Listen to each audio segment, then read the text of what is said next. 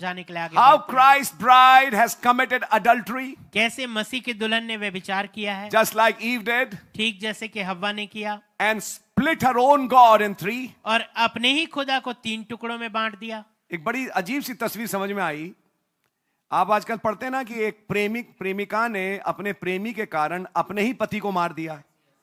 अभी कुछ दिन पहले मेरठ में हुआ था, बहुत बड़ी घटना थी, न्यूज़पेपर में आया था, पढ़ा था आपने?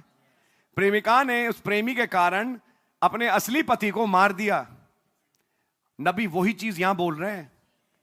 जो असली पति वचन था, उस एक खुदा को 3 हिस्से बना दिया।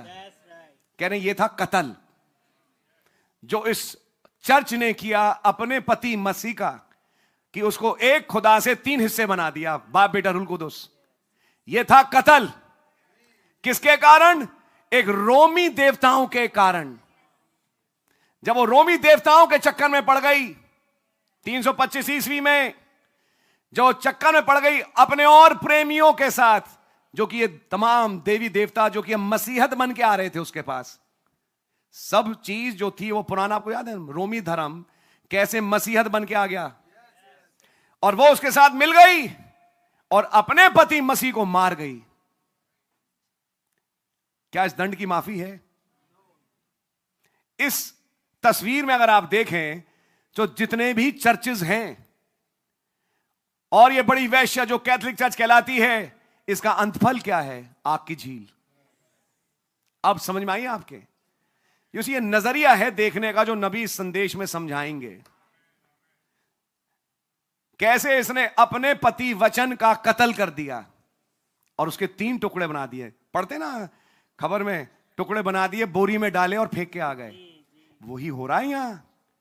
अपने पति वचन के 3 टुकड़े बनाए मार के। ये नबी समझाएंगे यहां पे इस पैराग्राफ में आगे। जो कहता है खुदा एक नहीं 3 है, वो कत्ल करने वाला कातिल है, कातिल।